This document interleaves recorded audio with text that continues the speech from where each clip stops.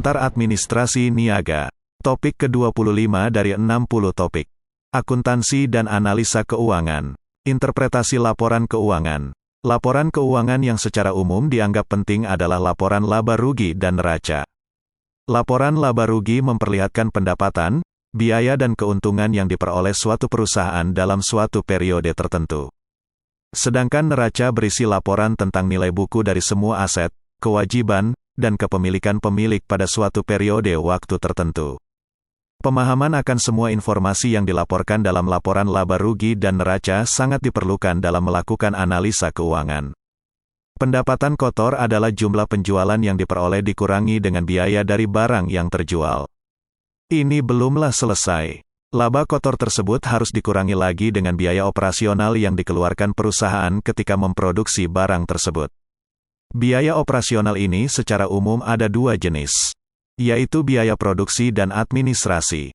Laba kotor dikurangi biaya operasional total akan menghasilkan laba sebelum bunga dan pajak, earnings before interest and taxes, EBIT. Laba bersih akan didapat setelah laba sebelum bunga dan pajak dikurangi dengan beban bunga yang harus ditanggung perusahaan dan pajak pendapatan yang harus dibayarkan. Sedangkan neraca perusahaan secara garis besar berisi segala aset dan utang atau kewajiban perusahaan. Aset bisa berupa aset lancar semisal kepemilikan uang kas dan jumlah barang persediaan dan aset tetap semisal bangunan dan mesin-mesin pabrik. Sedangkan utang yang dimiliki perusahaan bisa berupa utang jangka pendek maupun utang jangka panjang. Dengan melihat neraca suatu perusahaan akan dapat diketahui seberapa besar dan sehat perusahaan tersebut. Analisa rasio. Manajer keuangan suatu perusahaan bisa menggunakan laporan keuangan untuk menilai kondisi keuangan suatu perusahaan. Bagian penting dari penilaian ini adalah analisa rasio, yang merupakan evaluasi atas berbagai hubungan antar variabel yang terdapat dalam sebuah laporan keuangan. Perusahaan dapat menilai karakteristik keuangan perusahaan tersebut dengan membandingkannya dengan rasio keuangan yang terdapat di perusahaan lain yang bergerak dalam industri yang sama. Perusahaan dapat juga membandingkan rasio keuangannya dari waktu ke waktu untuk melihat apakah kinerja keuangan perusahaan mengalami kemajuan atau kemunduran. Rasio keuangan secara umum dikelompokkan menurut karakteristik yang diukurnya. Dalam hal ini, secara umum terdapat 4 ukuran yang paling banyak digunakan untuk menilai kinerja keuangan perusahaan, yaitu pengukuran likuiditas, efisiensi, kewajiban keuangan, dan kemampuan. Pengukuran likuiditas, liquidity. Likuiditas merujuk kepada kemampuan perusahaan untuk memenuhi kewajiban jangka pendek perusahaan.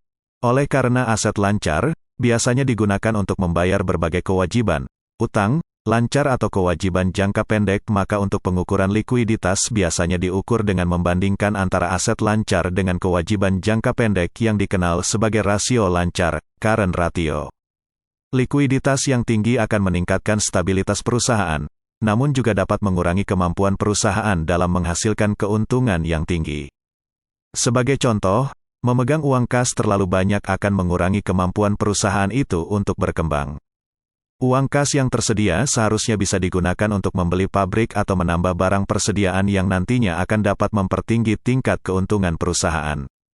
Rumus dari rasio lancar adalah sebagai berikut. Rasio lancar, current ratio, sama dengan aset lancar, current asset, dibagi kewajiban lancar, current liabilities. Pengukuran efisiensi, efficiency. Rasio efisiensi mengukur seberapa efisien suatu perusahaan mengelola asetnya. Efisiensi ini bisa diukur dengan melihat tingkat kembalian persediaan, inventory turnover, dan tingkat kembalian aset, asset turnover. Dalam pengukuran tingkat kembalian persediaan perusahaan, secara umum perusahaan lebih suka memiliki tingkat penjualan yang tinggi namun dengan tingkat kepemilikan barang persediaan yang rendah. Karena semakin tinggi barang persediaan yang dimiliki akan semakin tinggi pula biaya yang harus dikeluarkan untuk mengelola barang persediaan tersebut. Namun demikian, tingkat kepemilikan barang persediaan yang sangat rendah juga tidak disukai. Hal tersebut karena akan mengakibatkan kelangkaan dan mengurangi pendapatan dari penjualan yang akan diperoleh. Rumus dari tingkat kembalian persediaan adalah, tingkat kembalian persediaan sama dengan biaya dari barang yang terjual dibagi dengan persediaan. Semakin cepat perputaran barang persediaan, akan semakin bagus bagi kinerja perusahaan. Sedangkan berkaitan dengan tingkat kembalian aset, perusahaan akan lebih menyukai adanya tingkat penjualan yang tinggi, namun dengan tingkat penggunaan aset yang relatif kecil dalam memproduksi suatu barang tertentu. Dengan demikian, aset yang digunakan benar-benar produktif, dengan aset yang terbatas dapat memproduksi barang dalam jumlah maksimal. Adapun rumus dari tingkat kembalian aset adalah, tingkat kembalian aset sama dengan penjualan, dibagi dengan aset total. Pengukuran kewajiban keuangan, financial leverage. Kewajiban keuangan perusahaan mencerminkan suatu tingkat sampai seberapa besar perusahaan menggunakan dana pinjaman untuk mendanai perusahaan tersebut. Perusahaan yang memiliki pinjaman dalam jumlah besar akan memiliki kewajiban keuangan yang sangat besar pula. Jika perusahaan tersebut memiliki kinerja yang baik, jumlah kewajiban keuangan yang besar tidaklah merupakan masalah. Namun jika perusahaan tersebut kinerja sedang menurun atau sedang berada dalam situasi yang buruk, maka kewajiban keuangan yang besar akan membahayakan kelangsungan hidup perusahaan. Salah satu rasio keuangan yang berkaitan dengan masalah kewajiban keuangan perusahaan adalah rasio utang terhadap ekuitas, debt to equity ratio, yang mengukur jumlah utang jangka panjang yang dibandingkan dengan tingkat ekuitas pemilik perusahaan tersebut. Semakin tinggi nilai rasio utang terhadap ekuitas, semakin besar kewajiban keuangan perusahaan dan semakin rentan perusahaan tersebut dalam menghadapi berbagai gejolak yang ada, terutama ketika keadaan ekonomi sedang tidak kondusif. Rumusnya adalah, rasio utang terhadap ekuitas sama dengan utang jangka panjang, dibagi dengan ekuitas pemilik. Pengukuran kemampulabaan, profitability. Kemampulabaan atau profitabilitas mengukur kinerja operasi perusahaan dalam kurun waktu tertentu. Ukuran kemampulabaan yang biasa digunakan oleh perusahaan adalah margin keuntungan bersih, tingkat kembalian aset dan tingkat kembalian ekuitas. Margin keuntungan bersih, net profit margin, adalah mengukur perbandingan antara tingkat laba bersih perusahaan dengan penjualan yang dihasilkan. Rumusnya adalah, margin keuntungan bersih sama dengan laba bersih, dibagi dengan penjualan. Sedangkan tingkat kembalian aset, return on assets, disingkat ROA, mengukur perbandingan antara laba bersih dengan aset total perusahaan. Semakin tinggi tingkat ROA, semakin efisien perusahaan tersebut dalam menggunakan asetnya untuk menghasilkan keuntungan. Rumusnya adalah, tingkat kembalian aset sama dengan pendapatan, dibagi dengan aset total. Tingkat kembalian ekuitas, return on equity, disingkat ROE, mengukur perbandingan antara laba bersih dengan ekuitas pemilik. Para pemegang saham perusahaan akan lebih menyukai tingkat ROE yang sangat tinggi karena ROE yang tinggi mengindikasikan tingginya tingkat keuntungan yang diperoleh jika dibandingkan dengan jumlah modal yang ditanamkan.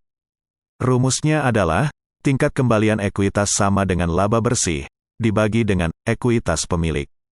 Meskipun rasio keuangan ini sangat berguna dalam membantu mendeteksi kekuatan atau kelemahan yang dimiliki oleh suatu perusahaan pada suatu saat tertentu, namun rasio keuangan ini memiliki berbagai kelemahan tertentu. Sebagai misal, membandingkan rasio keuangan antar perusahaan adalah merupakan sesuatu yang sulit karena perusahaan beroperasi dalam jenis industri yang berbeda-beda. Karakteristik industri yang berbeda ini menyebabkan ukuran kinerja perusahaan bisa berlainan. Misalnya, untuk mengukur kinerja perusahaan tambang, tidak bisa disamakan dengan mengukur kinerja usaha jasa pendidikan. Selain itu, masing-masing perusahaan memiliki praktek akuntansi yang berbeda-beda. Misalnya ada perusahaan yang memasukkan faktor inflasi dalam perhitungan keuntungannya, namun ada pula yang tidak. Hal ini menyebabkan rasio yang dihasilkannya pun berbeda-beda. Itulah materi pengantar administrasi niaga topik ke-25 dari 60 topik. Subscribe dan like, agar Anda mendapatkan update tutorial lainnya.